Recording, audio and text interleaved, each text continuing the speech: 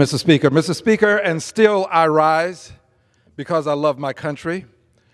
And I rise today with a very special message concerning some of the disasters that confront us in this country.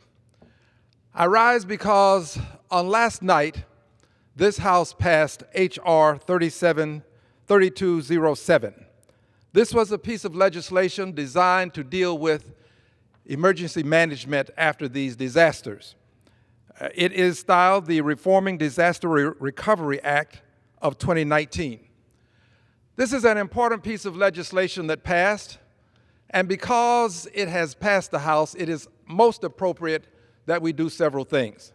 The first, acknowledge the support that it had in the House, and give thanks to those who supported the legislation. I have to thank all of the 290 members of this House who voted to support this legislation.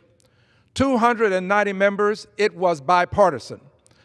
Ms. Ann Wagner was the Republican lead on this bill, and she did great work in bringing along the bipartisan effort that was necessary to pass the legislation. Ms. Ann Wagner, co-sponsor of the legislation to deal with natural disasters. I'd also like to thank my chairwoman of the Financial Services Committee, the Honorable Maxine Waters, who fought fearlessly to help us get this passed. But I cannot do this without acknowledging the ranking member, the Honorable Mr. McHenry, who fought also to get it passed. In fact, it passed out of the committee unanimously because of Waters and McHenry, because of the Honorable Ann Wagner.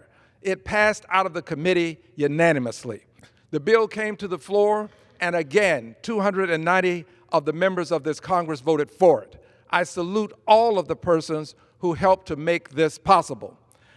Just a quick word about the bill. 5 minutes is not nearly enough to thank all of the people associated with it, and I have a long list of persons that I shall place in the record at some point, least of which, of course, will be the staff.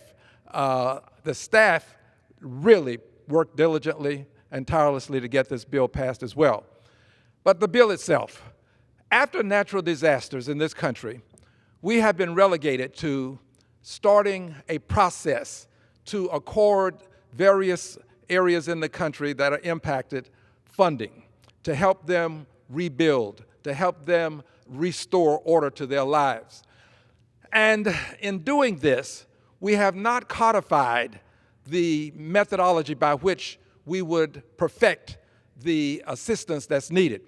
We never codified it. 26 years ago, HUD received the responsibility to respond, but we didn't give any codified rules.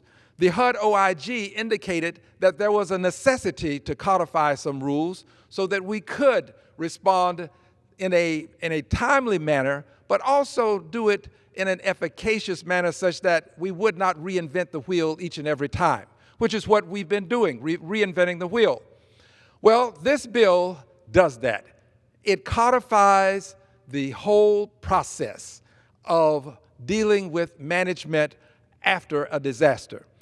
FEMA deals with the emergency side of it in terms of an immediate response, providing persons with some place to live, providing persons with the necessities of life. But long-term response is what HUD deals with.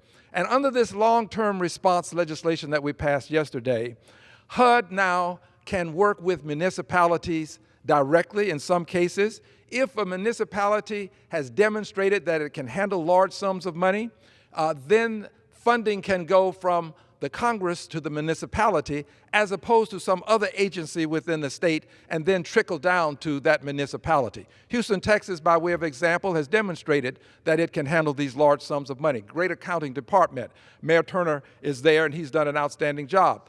So with this kind of opportunity to get direct funding, people will receive help more efficaciously. They will receive it immediately.